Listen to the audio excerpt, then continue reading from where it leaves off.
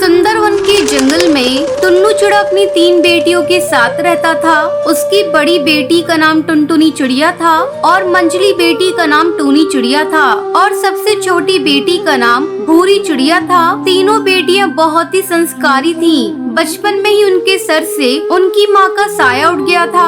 फिर टुन्नू चिड़ा ने ही अपनी बेटियों को पाल पोस कर किसी तरह बड़ा किया। अचानक एक दिन टुन्नू चिड़ा की तबीयत बिगड़ जाती है। वो अपनी तीनों बेटियों को अपने पास बुलाता है और उनसे कहता है, लगता है मेरा समय आ गया है, अब मैं नहीं बचूंगा।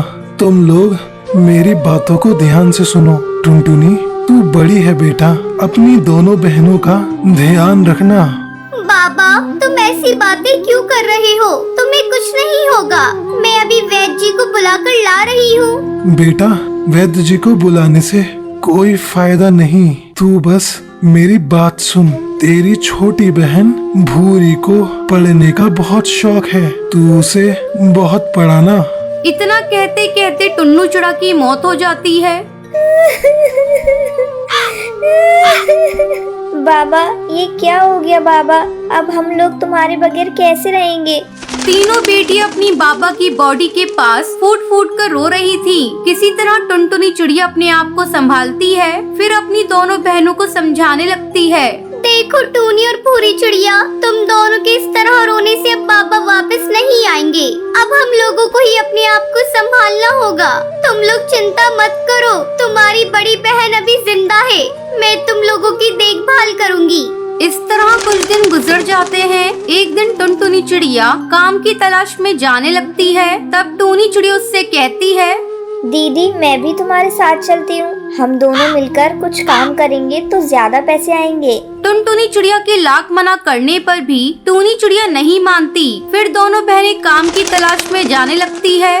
दीदी, मैं भी चलूंगी आपके साथ। आपके बिना मैं घर में कैसे अकेली रहूंगी? फिर तीनों बहनें साथ साथ काम की तलाश में जाती हैं। काफी देर तक भटकने के बाद टुनटुनी चिड़िया को अचानक से बंटी कबूतर बहुत सारा सामान लेकर आता हुआ दिखाई देता है। टुनटुनी चिड़िया उसके पास जाती है और उससे कहती है, अरे बंटी भैया, हमारे रहते आप इतना भारी सामान लेकर क्यों जा रहे हैं? लाइए, मैं इसे आपके घर तक पहुंचा देती हूँ। जो मर्जी आए, आप मुझे मजदूरी दे दीजिएगा। बाबा के मरने के बाद हमें काम की बहुत जरूरत है। ठीक है, उठा ले सामान और मेरे घर तक पहुंचा दे। मैं तुझे 10 रुपए दूंगा। फिर टुनटुनी चिड़िया सामान उठाकर बंटी कबूतर के घर तक पहुंचाने के लिए चली जाती है। उसके जाने के बाद टूनी चिड़िया भूरी चिड़िया से कहती है, चल भूरी चिड़िया, अब हमारी बारी है। हमें भी कोई काम ढूंढना होगा। वो दोनों काम की तलाश में थोड़ा आगे जाती हैं। वहाँ एक कालू कौवा पकोड़े तल रहा था। दोनों बहनें उसकी दुकान पर पहुँचती हैं। भैया, क्या आपकी दुकान पर हम दोनों को काम मिलेगा? हमें बहुत जरूरत है काम की। हाँ, तुझे पकौड़े तलने का काम मिल जाएगा और तेरी बहन ग्राहकों के झूठे बर्तन साफ कर देगी। बदले में मैं तुम दोनों को खाने के लिए भोजन और कुछ रुपए दे दूंगा। बोल, तुझे मंजूर है? हाँ भैया, हमें मंजूर है। हम दोनों बहनें आपकी दुकान पर काम करेंगे। इस तरह टूनी चिड़िया पकोड़े तलने लगती है और भूरी चिड़िया सभी ग्राहकों के झूठे बर्तन धोने लगती है। तभी टुनटुनी चिड़िया अपनी दोनों बहनों को तलाशते हुए वहाँ पहुँच जाती है। जब वो अपनी दोनों बहनों को काम करते हुए देखती है तो उसकी आंखों में आंसू आ जाते हैं और वो उनसे कहती है, टूनी चिड़िया और भूरी चिड़िया, तुम दोनों कितनी छोटी हो और मेरा साथ कितने अच्छे से दे रही हो। अब जैसे ही हमारे पास पैसे इकट्ठे हो जाएंगे तो मैं तुम दोनों का दाखिला एक अच्छे स्कूल में करवा दूंगी। इस तरह तीनों बहनें काम करके अपना पेट पालने लगती हैं। जब उनके पास कुछ पैसे जमा हो जाते हैं तो टुनटुनी चिड़िया अपनी छोटी बहनों का नाम एक स्कूल में लिखवा देती है, क्योंकि उसे अपने बाबा का सपना पूरा करना था। अपनी छोटी बहन को स्कूल जाते देखकर टुनटुनी चिड़िया बहुत खुश होती है। इस तरह तीनों बहनें खुशी खुशी अपनी जिंदगी बिताने लगती हैं।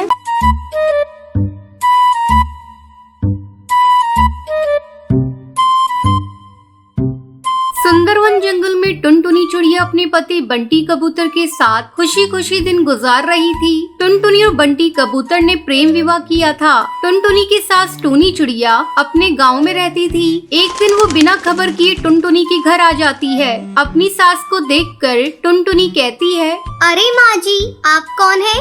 बहू, तूने मुझे पहचाना नहीं? मैं तेरी सास हूँ। आप तो बिना खबर के यहाँ आ गई। बहू, ये तुम कैसी बातें कर रही हो? अपने बेटे के घर आने के लिए मुझे खबर देनी होगी। लगता है मेरे आने से तू खुश नहीं है। अरे नहीं माँ जी, आपके आने से तो मैं बहुत खुश हूँ। बहू, अब तू खुश रहे या नाराज, मैं तो कुछ दिन तक यहीं रहूंगी और मैं गांव तभी वापस जाऊंगी जब तू माँ बन जाएगी। अब जल्दी से तू मुझे पोते का सुख दे दे। अरे माँ जी, आप तो अभी आई हैं और अभी से पोते की रट लगाने लगी। अभी आप आराम कीजिए, मैं आपके लिए चाय बना कर लाती हूँ। इतना कहकर टुनटुनी चिड़िया चाय बनाने के लिए चली जाती है। चाय बनाते समय टुनटुनी चिड़िया सोच रही थी कि कैसे वो उस मुसीबत से छुटकारा पाएगी। तभी उसका पति बंटी कबूतर वहाँ आ जाता है। सुनो जी, अपनी माँ को गांव वापस भेज दो। अगर माँ जी कुछ दिनों के लिए यहाँ रुक गई तो मेरा जीना हराम कर देंगी। तुम्हें पता है, जब से आई है तब से पोते की रट लगा रही है। तो इसमें बुराई क्या है? अपनी शादी को हुए कई महीने गुजर गए हैं, आखिर तुम्हें माँ बनने में क्या हर्ज है? तुम कान खोलकर सुन लो जी, मैं अभी माँ बनकर अपना फिगर खराब करना नहीं चाहती। तो तुम भी कान खोलकर सुन लो, अगर तुम माँ नहीं बनोगी तो मैं तुम्हें छोड़कर दूसरी शादी कर लूंगा। मेरी माँ ही नहीं, अब मैं भी चाहता हूँ कि मेरा बच्चा हो। अपने पति का गुस्सा देखकर टुनटुनी उससे कुछ नहीं कहती और अपने कमरे में चुपचाप चली जाती है। तभी टुनटुनी की सहेली मीठी तोती का फोन आता है। टुनटुनी उदास मन से उससे बातें करने लगती है। अरे टुनटुनी, आज तेरी आवाज को क्या हुआ? लग रहा है तू रो रही है। क्या बात है, तू मुझे बता, शायद मैं तेरी कोई मदद कर सकूं। क्या बताऊं मीठी, मेरी सास आई है, उसने मेरा जीना हराम कर रखा है। उन्हें पोता चाहिए और मैं अभी माँ बनना नहीं चाहती। मैं क्या करूं, कुछ समझ में नहीं आ रहा है। बस इतनी सी बात, तू झूठ मूठ की प्रेग्नेंट हो जा। कुछ दिनों बाद मैं तुझे एक अंडा ला कर दूंगी और तू अपनी सास को बता देना कि ये अंडा तूने दिया है। कुछ दिनों में उस अंडे से बच्चा बाहर आ जाएगा। इस तरह तू माँ भी बन जाएगी और तेरा फिगर भी खराब नहीं होगा। चल अब फोन रख। टुनटुनी फोन रख देती है और खुशी खुशी अपने कामों में जुट जाती है। इस तरह कुछ दिन गुजर जाते हैं। एक दिन टुनटुनी अपने पति बंटी कबूतर से कहती है, लगता है भगवान ने आपकी सुन ली, मैं प्रेग्नेंट हो गई। ये सुनकर बंटी कबूतर और उसकी सास दोनों खुश हो जाते हैं। एक सप्ताह बाद मीठी तोती टुनटुनी को एक अंडा लाकर देती है। टुनटुनी झट से उस अंडे को छुपा लेती है। फिर मीठी तोती वहाँ से चली जाती है। कुछ देर बाद टुनटुनी चिल्लाकर कहती है, माँ जी, ये देखिए, मैंने कितना सुंदर अंडा दिया है। बस अब कुछ ही दिनों में इससे बच्चा बाहर आ जाएगा और आपको दादी कहकर पुकारेगा। टूनी चिड़िया उस अंडे को देखकर खुश हो जाती है। उसे क्या पता था कि टुनटुनी चिड़िया ने झूठ बोला है। कुछ दिनों बाद उस अंडे से एक कौवे का बच्चा बाहर आता है और टुनटुनी की पोल खुल जाती है। ये देखकर टूनी चिड़िया कहती है, अरे देख तो बंटी, तेरी पत्नी ने क्या कारनामा किया है। ये तो अपना फिगर बचाने के लिए एक कौवे का अंडा ले आई। राम राम राम राम, इसे भगवान का जरा भी डर नहीं है। फिर टुनटुनी अपनी सास और अपने पति से माफी मांगती है और उन्हें बताती है कि उसने झूठा प्रेग्नेंट होने का नाटक किया था।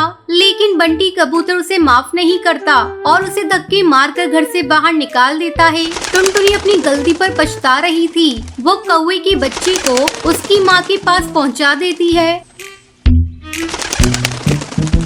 फिर अपना एक अलग घोंसला बनाकर उसमें रहने लगती है। इस तरह कई दिन गुजर जाते हैं। एक दिन टुनटुनी चिड़िया बंटी कबूतर को फोन करती है और रोते हुए उससे कहती है,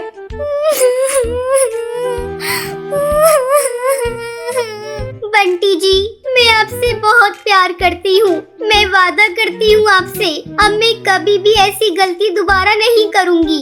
ये सब सुनकर बंटी कबूतर टुनटुनी चिड़िया को माफ कर देता है। फिर टुनटुनी चिड़िया खुशी खुशी अपने पति के साथ रहने लगती है। सुंदरवन जंगल में कड़कनाथ नाम का एक कौवा रहता था। किसी बीमारी की वजह से जिंदगी के आखिरी वक्त से गुजर रहा था। कड़कनाथ अपने खानदान का अकेला कौवा है जिसके घर में 2 नौकर हैं, टुनटुनी और बंटी कबूतर। कड़कनाथ सेठ को अब इस बात का एहसास हो गया है कि उसने जंगल के पक्षियों से बेईमानी कर जो पैसे कमाए हैं वो उसके काम नहीं आए। मरने के बाद उसकी सारी दौलत रिश्तेदारों के हाथ लग जाएगी। इससे भी उसको कोई फायदा नहीं था। कड़कनाथ सेठ की आखिरी ख्वाहिश ये है कि ये दौलत उसकी रूह की आजादी की वजह बने। इसके लिए कड़कनाथ सेठ टुनटुनी और बंटी कबूतर को बुलाता है और उनसे कहता है, बंटी कबूतर, टुनटुनी, तुम दोनों मेरे वफादार नौकर हो। मैंने तुम्हें पूरी जिंदगी चंद रुपयों की तनख्वाह के अलावा कुछ नहीं दिया।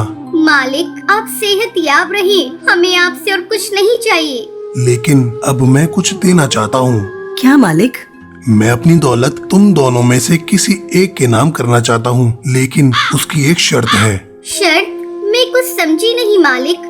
आज दिन भर तुम दोनों अपनी अपनी समझ के मुताबिक भलाई और नेकी का काम करो और शाम को आकर बताओ। मुझे जिसकी नेकी बेहतर लगेगी मैं अपनी जायदाद उसके नाम करूँगा। टुनटुनी और बंटी कबूतर कड़कनाथ सेठ की बात सुनकर हैरान होते हैं और दोनों सोचते हैं कि ऐसा क्या काम करें जो कड़कनाथ सेठ को पसंद आ जाए। अगली रोज सुबह होते ही टुनटुनी और बंटी कबूतर नेकी और भलाई का काम करने के लिए घर से निकलते हैं। टुनटुनी अभी तक ये नहीं सोच पाई कि उसे भलाई के नाम पर क्या करना है, लेकिन बंटी कबूतर के दिल में दौलत हासिल करने के लालच ने उसे नेकी के कई काम सुझा दिए हैं। बंटी कबूतर सबसे पहले मंदिर में चंदा देता है, मंदिर के बाहर बैठे गरीब पक्षियों की भी रुपए पैसे से मदद करता है, अस्पताल में जाकर जख्मी पक्षियों को दवाइयाँ खरीद कर बांटता है, जंगल के पुराने स्कूल की मरम्मत करवाता है। टुनटुनी ऐसे ही किसी नेक काम के लिए घर से निकलती है। उसे रास्ते में गाय मिलती है जो कचरे के साथ पॉलिथीन खा रही थी। अचानक वो गाय गिरकर तड़पने लगती है। टुनटुनी से फौरन जानवरों के अस्पताल ले जाकर इलाज करवाती है। उसके पेट से बहुत सारा पॉलिथीन निकलता है। इसके बाद गाय ठीक हो जाती है। हे भगवान, अब तो शाम हो गई। मैं कड़कनाथ सेठ से जाकर क्या कहूँगी? मुझे इस बात का मलाल नहीं है कि मैंने नेकी का कोई काम नहीं किया, बल्कि खुशी है कि मेरी कोशिश से गाय की जिंदगी बच गई। टुनटुनी गाय को अस्पताल में छोड़कर कड़कनाथ सेठ के पास जाती है। बंटी कबूतर भी कड़कनाथ सेठ के पास आता है और अपने पूरे दिन का काम कड़कनाथ कौवे को बताता है। बंटी कबूतर अपनी नेकी के सभी कामों को एक एक करके गिनवाता है और टुनटुनी सिर्फ इतना ही बताती है कि उसने सारा दिन गाय के इलाज पर खर्च कर दिया। टुनटुनी के पास बताने के लिए कुछ नहीं है, इसलिए वो चुप हो जाती है। बंटी कबूतर और टुनटुनी, मैंने तुम दोनों की बातें गौर से सुनी। बंटी कबूतर, तुमने दिन के 8 घंटों में 800 भलाई के काम किए हैं। शुक्रिया मालिक। टुनटुनी, तुम दिन भर में गाय के इलाज के अलावा और कुछ नहीं किया। तुम्हारे हिस्से में एक ही काम है। मालिक, मैं गाय की हालत देखकर सब कुछ भूल गई थी। मुझे आपकी जायदाद की बिल्कुल याद नहीं रही। टुनटुनी, तुमने मेरी जायदाद हासिल करने की फिक्र छोड़कर गाय की जान बचाई है। यह सबसे बड़ी नेकी और भलाई का काम है, इसलिए मैं अपनी सारी जायदाद तुम्हारे नाम कर रहा हूँ और मुझे यकीन है कि तुम मेरी जायदाद का सही इस्तेमाल करोगी और इससे मुझे सुकून मिलेगा। मालिक, आपने मेरे लिए कुछ नहीं सोचा? बंटी कबूतर, फिक्र मत करो, मैं तुम्हें भी कुछ दे कर जाऊँगा। मालिक, मुझे आपकी जायदाद की ख्वाहिश नहीं है। आप बंटी कबूतर को ही सब कुछ दे दीजिए। नहीं टुनटुनी, आज से तुम ही मेरी जायदाद की मालकिन हो। बस एक ही गुजारिश है तुमसे, मेरी जिंदगी के आखिरी दिनों में तुम मेरे साथ रहकर मेरी देखभाल करना। टुनटुनी कड़कनाथ को शुक्रिया अदा करके उस गाय के पास जाती है जिसका उसने इलाज करवाया है। टुनटुनी गाय के पास जाकर उसे चारा खिलाती है। गाय अब पूरी तरह से ठीक हो गई थी। ये सड़कों पर फिरने वाली आवारा गाय हैं, इसलिए वो उस गाय को कड़कनाथ के घर लेकर आती है और गाय के साथ खुद भी वहीं रहने लगती है। टुनटुनी अब एक बेटी की तरह कड़कनाथ की खिदमत करने लगती है। वक्त पर दवाई और खाना पीना देती है, गाय का ताज़ा दूध पिलाती है। टुनटुनी, तुम मेरी कितनी खिदमत करती हो, कभी आराम भी कर लिया करो। टुनटुनी, आज से तुम मुझे अब्बू जान कहोगी। ठीक है अब्बू जान, जब तक आप पूरी तरह से दुरुस्त नहीं हो जाते, मैं आराम नहीं करूँगी। टुनटुनी की खिदमत के सामने यमराज को भी झुकना पड़ा और कुछ ही रोज में कड़कनाथ बीमारी को शिकस्त देकर सेहत याब हो जाता है। टुनटुनी बेटी, अब तो डॉक्टर ने भी कह दिया है कि मेरी पूरी तरह सेहत दुरुस्त है। यह तुम्हारी वजह से मुमकिन हुआ है। नहीं अब्बू जान, आपके दुरुस्त होने में दवाइयों के साथ गाय के दूध का भी करिश्मा है। हाँ बेटी, गाय के दूध ने मेरे जैसे बीमार के लिए जड़ी बूटी का काम किया है, बेजान जिस्म में जान डाल दी है। हाँ अब्बू, जब एक गाय ये करिश्मा कर सकती है तो हजारों लाखों गाय इस मुल्क को बदल सकती हैं। टुनटुनी, गाय हमारे लिए ऊपर वाले की नेमत है। आज से हम अपनी जिंदगी और दौलत गायों की खिदमत में लगाएंगे। कड़कनाथ सेठ और टुनटुनी मिलकर गाय की खिदमत को ही अपनी जिंदगी बना लेते हैं।